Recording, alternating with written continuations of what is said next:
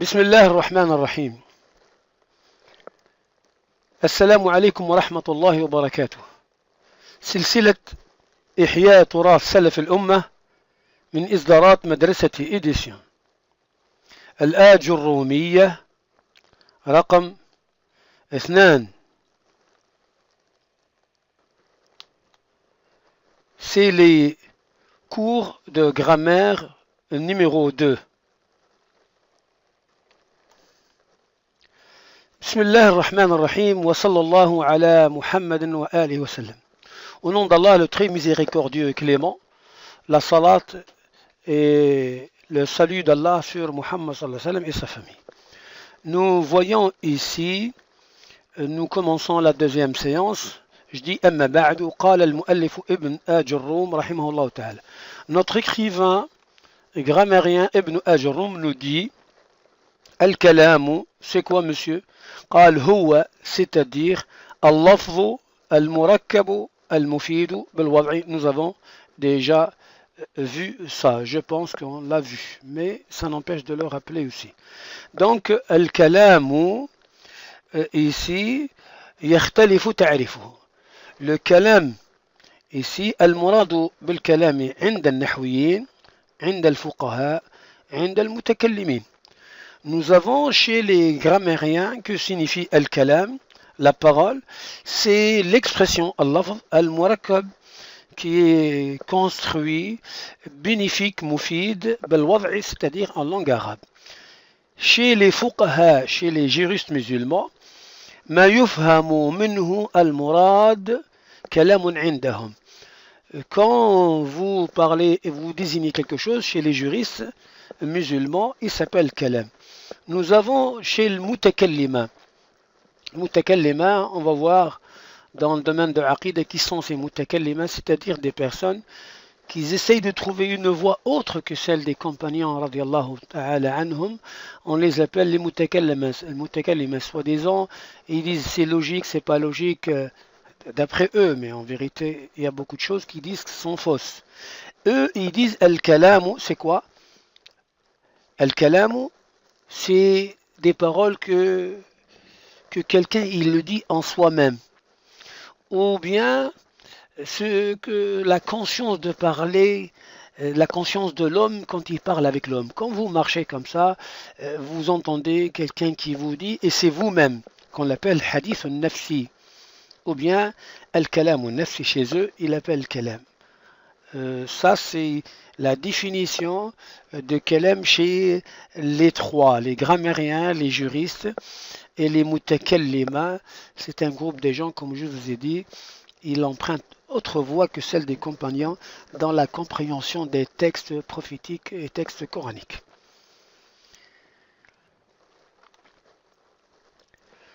هنا تحذير رد على المتكلم.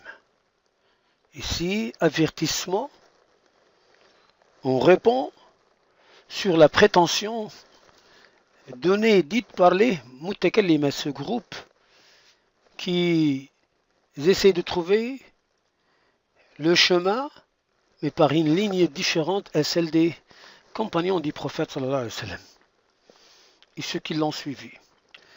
Je dis que al-aslu ما لم ينطق به الإنسان لا يسمى كلاما.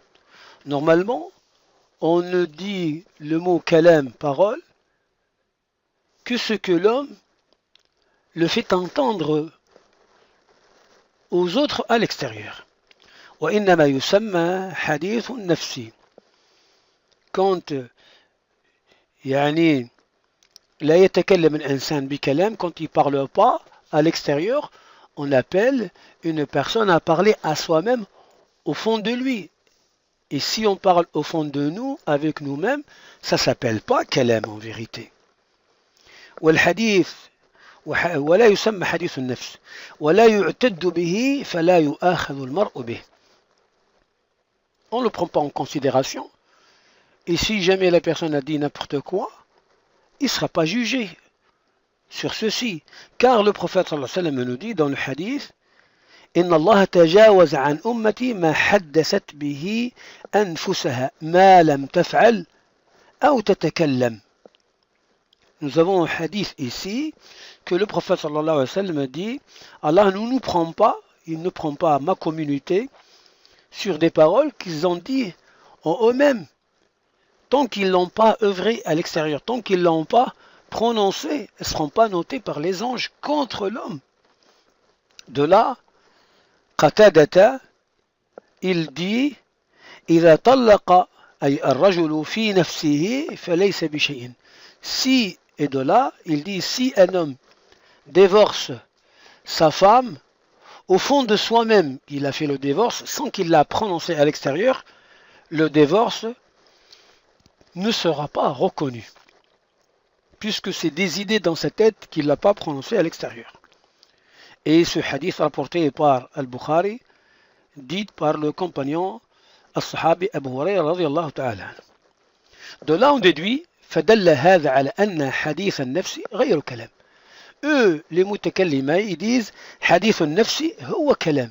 Quand vous parlez en soi-même, ça s'appelle kalam. Non, ça s'appelle pas kalam. Une fois on le prononce et il est entendu par d'autres personnes que nous, par quelqu'un, et là ça s'appelle kalam. Donc, hadith al-nafs, c'est pas un kalam. Que eux, ils essayent de nous faire croire ceci. Vous allez voir, ils veulent chercher par ce point que quand Allah il parle, en vérité il parle pas, il parle en soi-même. S'il parle en soi-même, comment Moïse il a entendu la parole d'Allah donc? Allah il a parlé avec Moussa. Comment il a entendu? Si Allah il parle en soi-même, c'est que Moussa il va pas entendre. Non, mais simplement pour chercher, pour eux, parler égale former des phrases, égale souffler, et puis Dieu il est loin de ça, ils sont tombés dans un trou avec leurs pensées. Donc, فدل هذا على أن حديث النفس غير الكلام ولا يعد كلاما حتى يتكلم به الإنسان ويسمع في الخارج. Comme j'ai dit. سؤال question. ما الذي دفع هؤلاء المتكلم للقول بهذا?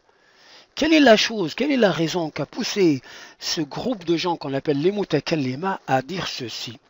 جواب la réponse الذي دفع هؤلاء المتكلم للقول بأن الكلام حسب زعمهم هو الحديث النفسي هو الجري وراء إرادات فكرية تلقيها الشياطين على قلوبهم في قلوب تاركي هدي السلف الصالح. Puisque ces gens-là, ils ont abandonné la ligne, la manière des compagnons et ceux qui les ont suivis, tabi'in, ils ont essayé d'inventer autre chose que la ligne de Nabi Sallam, donc ils sont tombés dans un trou.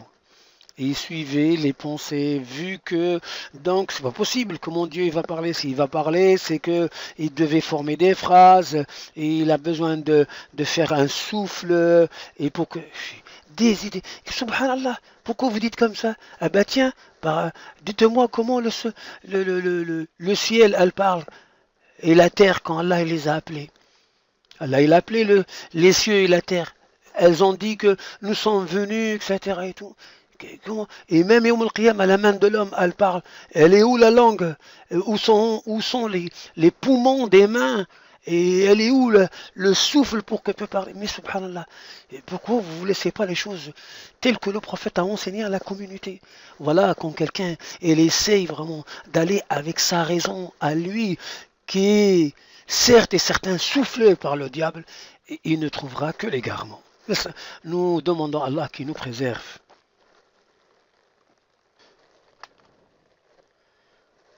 Ce genre de personnes, Allah nous dit à l'égard de ces gens-là, فَلَمَّا زَاغُوا أَزَاغَ اللَّهُ قُلُوبَهُمْ. Quand ils dévièrent, Allah fit dévier leur cœur, puisqu'ils n'ont pas suivi. زَاغَتْ قُلُوبُهُمْ, leur cœur dévièrent sur la ligne des compagnons, عن طريق الهدى, la ligne de la bonne guidance. حيث أنهم لم يهتدوا لما أثبتته أئمة السلف سلف الأمة وعلماؤها. Ils n'ont pas suivi la ligne de السلف الصالح et leurs savants. من أن الكلام كلام الله عز وجل هو, c'est quoi le كلام chez السلف الصالح?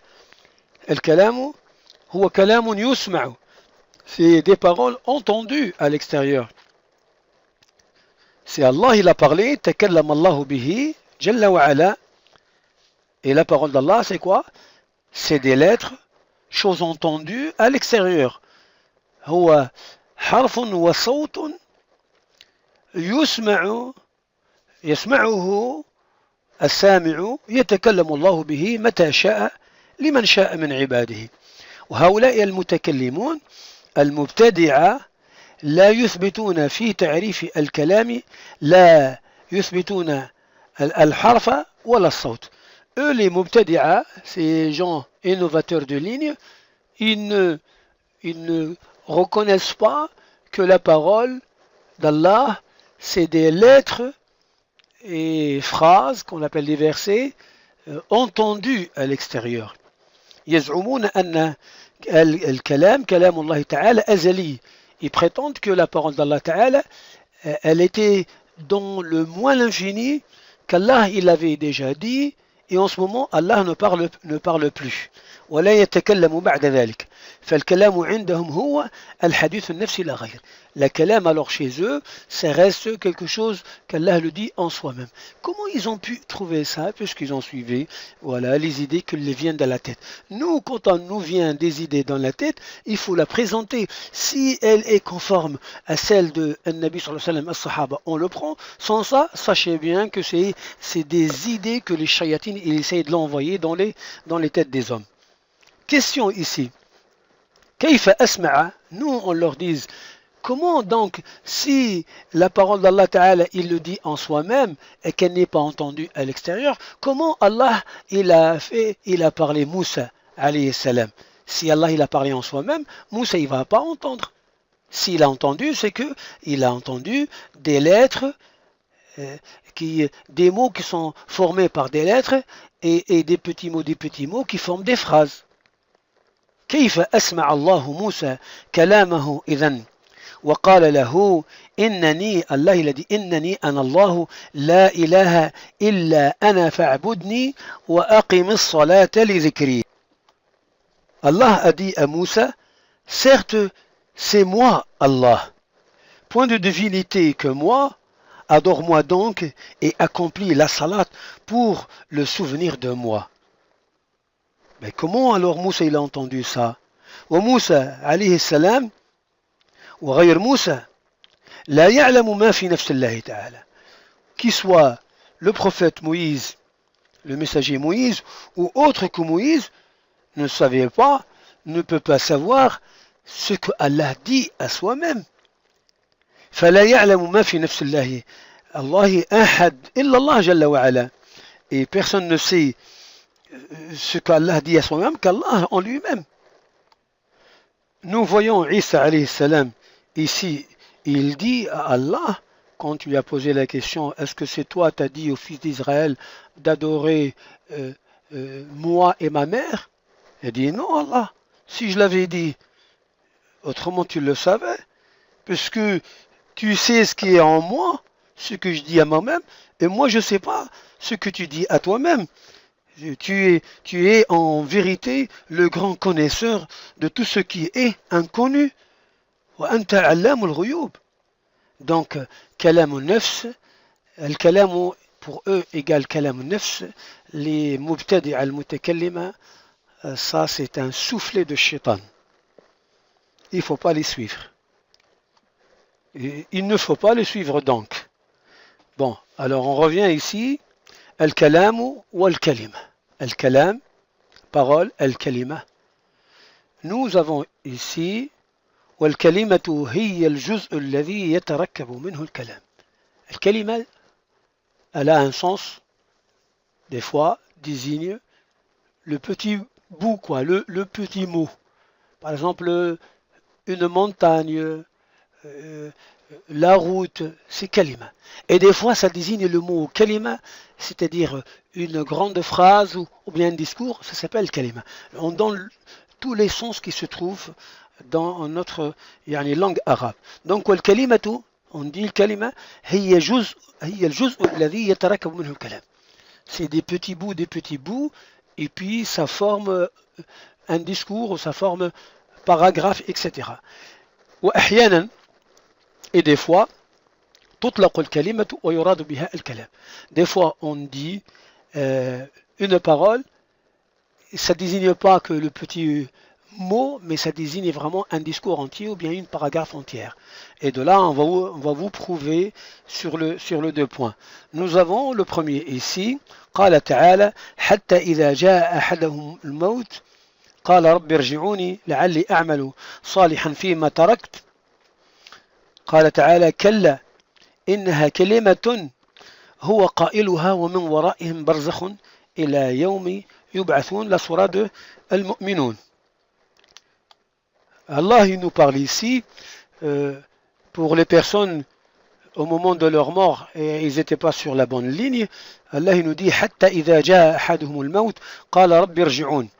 Puis lorsque la mort vient à l'un de eux, il dit mon Seigneur, fais-moi revenir sur terre afin que j'œuvre meilleur.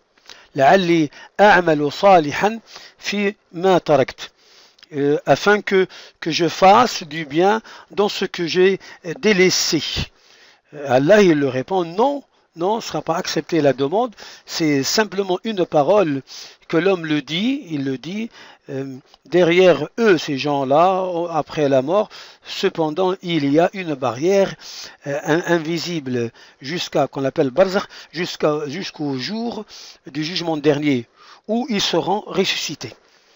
Et là, nous voyons que l'homme ici, il a formé, regardez combien, la'alli, rabbi irji'uni, c'est 1, 2, 3, 4, 5, 6 et 7. Et pourtant, il y a 7 mots, et Allah il nous dit kalima. Pourtant, ils sont 7. Des fois, on dit al-kalima, qui désigne vraiment la phrase entière, ou bien un paragraphe, et des fois, al-kalima, vraiment, c'est un mot. C'est tout. Et là, on a ramené la preuve pour la première et on va vous montrer la preuve pour la deuxième.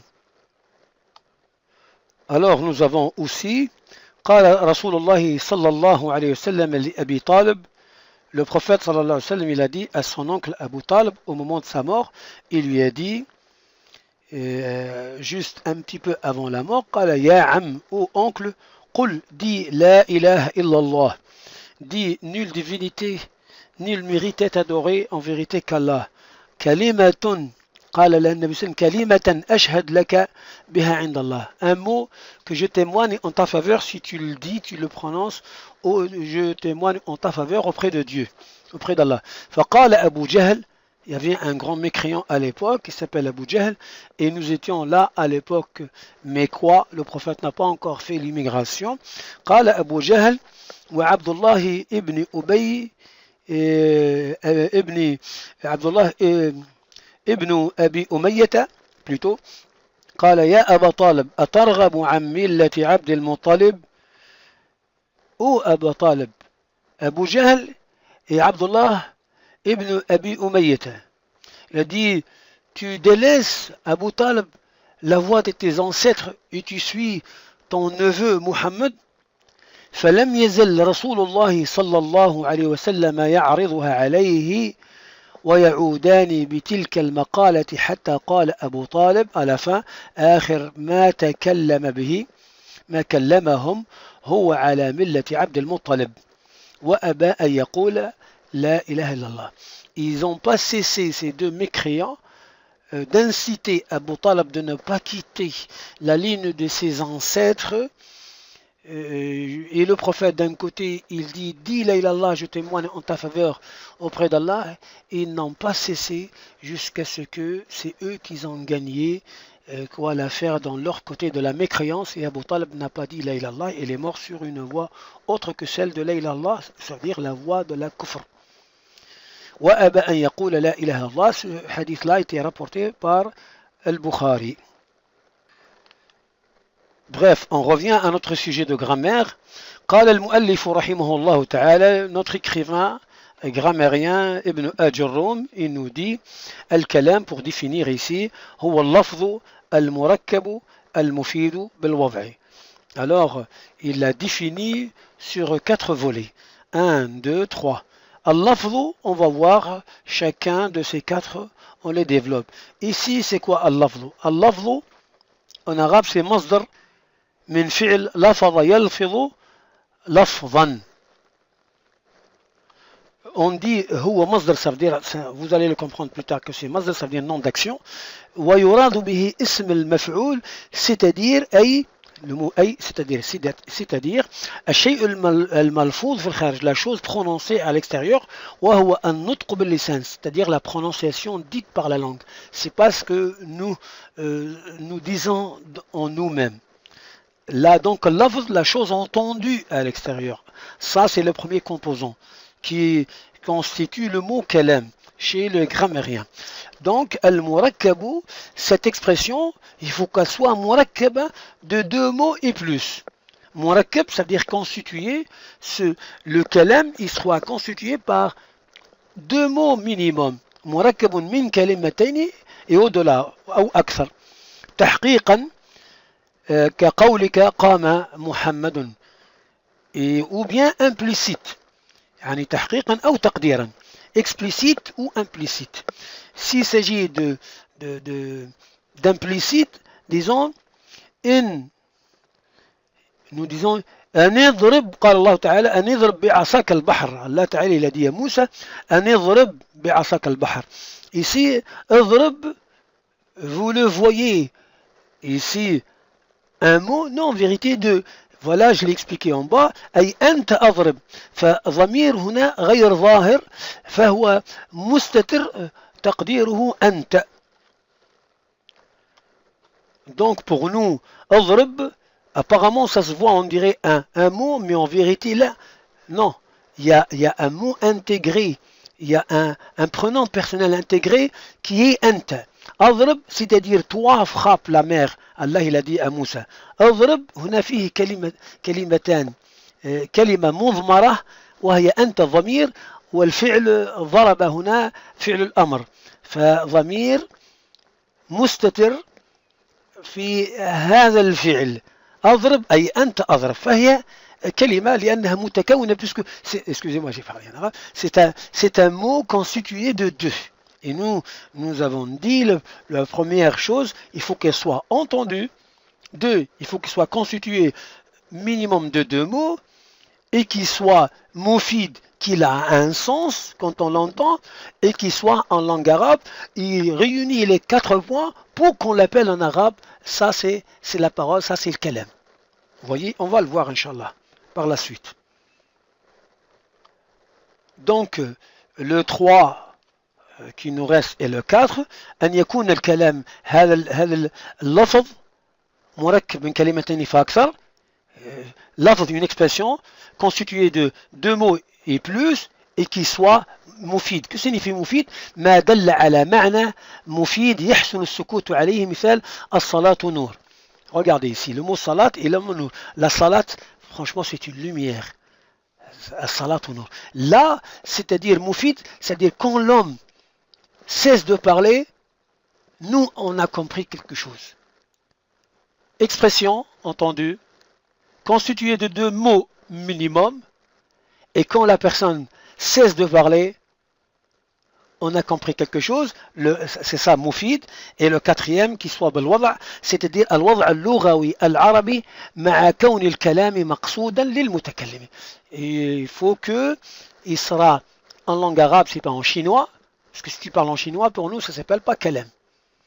Ça, on l'appelle kalam lisan a'jami. Il faut qu'il soit en langue arabe pour que nous on l'appelle kalam, et que la personne a désigné. C'est pas une phrase sortie de sa bouche sans que lui il a voulu le dire. Il a dit un mot qu'il veut pas le dire. Non, qu'il a l'intention de le dire et qu'il le prononce à l'extérieur, qu'il soit constitué de deux et plus, qu'il a un sens et qu'il est en langue arabe. Ah ben voilà, on est arrivé à finir le kalam. Donc l'écrivain il nous dit al-kalamu huwa al-lafzu al-murakkabu al-mufidu bil-wad'i. Voilà, on a compris. Là, je vous ai choisi tashkil yu'inu ala al-fahm. Comme d'habitude, je vais faire des croquis qui facilitent la compréhension de ce que je viens de dire dans cet paragraphe ou dans cette séance. Voilà devant vous un croquis, un homme ici, on entend une personne dit قال محمد قائم. Ça c'est lafz ou pas, puisqu'on a entendu, regardez, il a parlé. Il a dit Muhammadun qa'imun. Donc c'est un lafz. Kalam masmou' fil kharij. C'est quelque chose qu'on a entendu à l'extérieur. C'est des phrases formées, on a entendu. Murakkab ou pas? Oui, murakkab. Minimum, il a apporté deux mots. Regardez, Muhammad c'est un et qa'imun deux. Et que ici, Muhammad, pour nous, on va voir plus tard, on l'appelle mubtada, et là on appelle khabar, c'est un nom et une information. Il est moufid ou pas? Regardez, quand il a fini de parler, on a compris. Il nous a dit Mohamed, il est debout. Oh, bah, c'est bon, on a compris. Il a parlé en chinois ou en arabe? Non, il a parlé en arabe. Bah, donc là, Muhammadun qa'imun, on appelle ça, c'est un kalam. Vous voyez, c'est simple. Je dis ici, al-kitabatu, l'écriture, wal-isharatu, les gestes, si vous écrivez dans un tableau, dans une ardoise, ou bien vous faites le geste avec la tête, même si on le comprend, ce que vous avez noté dans une ardoise, l'ardoise, on a lu, mais ça ne s'appelle pas kalam. Non plus aussi la parole que la personne dit en soi-même, ça ne s'appelle pas kalam. Je vais vous donner des croquis et des dessins que facilitent pour nous l'explication. Ben, tenez, on va voir. Regardons ce que on a dit en écriture, on le dit sous forme de dessin. Regardez, ce bonhomme-là a posé la question à celui-ci. Il a son frère avec lui, il lui tend la main, lui a posé la question, Sa'ala hadha, celui-là, il a posé la question, Waqala, il a dit à celui-là, il a dit, Akhouka, hadha kam umru, votre frère, celui-ci, quel âge a-t-il? فكتب إليه الجواب في صحيفة. Celui-ci, il a écrit dans sahifa, dans une feuille ou ardoise. On lui a dit, regardez, on lit ici, Umru akhi, l'âge de mon frère, هذا, celui-ci, هذا خويا, 10 سنين, il a l'âge de 10 ans. فهذا لا يعد كلاما لأنه ليس بلفظ. Est-ce que ceci, on l'appelle kalam? Non, parce que la réponse était notée dans une page. Malgré qu'on l'a lu, on n'appelle pas kalam chez les grammairiens. Allons plus loin. Aussi, on va dire que al-isharatu, le geste, la tu'addu, elle ne sera pas considérée kalam, une parole, walaw fuhimat, même si on l'a compris. Regardez, celui-là, il a posé la question, sa'ala hadha akhahu. Celui-ci, il a demandé son frère. فقال هل جاء أبي من العمل. Il a dit, est-ce que celui-là, il a dit celui-là, son frère, il dit, est-ce que mon père il est venu du travail? فأشار إليه برأسه أن نعم. Celui-ci, il a répondu à celui-là, en lui disant Naam, Naam, c'est-à-dire oui, mon père est venu du travail. Il a fait le geste, la tête comme ça, en baissant et en levant la tête. Il l'a compris, mais ça ne s'appelle pas kalam. Pour quelle raison? Puisque c'est une geste et c'est pas une phrase formée, entendue, composée par deux mots en langue arabe et quand on l'entend, on ne demande pas plus. Donc c'est pas kalam. On arrive dans le dernier point, le kalam nafsi, c'est-à-dire parler en soi-même, ça s'appelle pas kalam. Regardez bien. فكذلك, on va mettre un croquis ici. فكذلك لو تكلم شخص في نفسه, si une personne il a dit dans sa tête, فهذا لا يعد كلاما ولو قال في نفسه ما قال. Même il dit quoi que ce soit dans son nafs, ça s'appelle pas kalam. فلا يعد كلاما إلا إذا سمع منه إلا يعني إذا سمع منه اللفظ إلا إذا سمع إذا سمع منه لفظ في الخارج فالذي بقربه ما سمع منه شيئا فلا يعد كلام. Regardez, celui-là il a dit dans sa tête, il dit يا ترى هل جاء أبي من العمل. Il dit est-ce que mon père est venu du travail ou pas, mais il l'a dit dans إذن لا يعد كلاما إلا إذا سمع منه. لهنا celui-là il a parlé dans sa tête, ça veut dire en soi-même, ça s'appelle pas kalam aussi. On va aller vite un petit peu puisqu'on a passé plus du temps qu'il fallait. On va voir ici des exemples. Amthilatun, c'est quoi? C'est des jumel des phrases et leur analyse grammaticale. Regardons ici la phrase numéro 1. Zaydun qa'imun. Zayd, c'est le nom d'une personne. Qa'im, il est debout. هذا لفظ مركب مفيد بالوضع العربي. Donc c'est un kalam. Il y en a deux en langue arabe. Quand il se tait, la personne, on a compris. Puis on l'entend à l'extérieur. Celle-ci, c'est une jumla, une phrase, comment elle est nominale, puisqu'elle commence par un ism. مكونة من مبتدا وخبر, c'est mubtada et celui-là khabar, l'information nom et l'information sur ce nom-là. Deuxième phrase ici, nous avons قام زيد. Ici, c'est quoi? قام زيد. Donc on a dit la deuxième phrase, قام زيد. قام, il se mit debout, زيد. هذه جملة فعلية مكونة من فعل. جملة فعلية, c'est phrase verbale puisqu'elle commence par un verbe. Et زيد ici c'est فاعل وهو اسم ظاهر فهو محقق غير مقدر. C'est explicite, c'est le sujet explicite. Et ici implicitement il y a قام, c'est-à-dire lui. هذا فعل وفاعل. De là on dit فعل, un verbe, et implicitement il y a le sujet à l'intérieur puisque قام qui? قام, c'est زيد. De là والفاعل ضمير مستتر غير ظاهر تقديره أنت. Là on arrive grâce à Allah à la fin. Je t'incite frères et sœurs, أحفظ المتن. أحفظ, ça veut dire apprends par cœur. المتن, c'est-à-dire les phrases formées par l'écrivain qu'on appelle متن.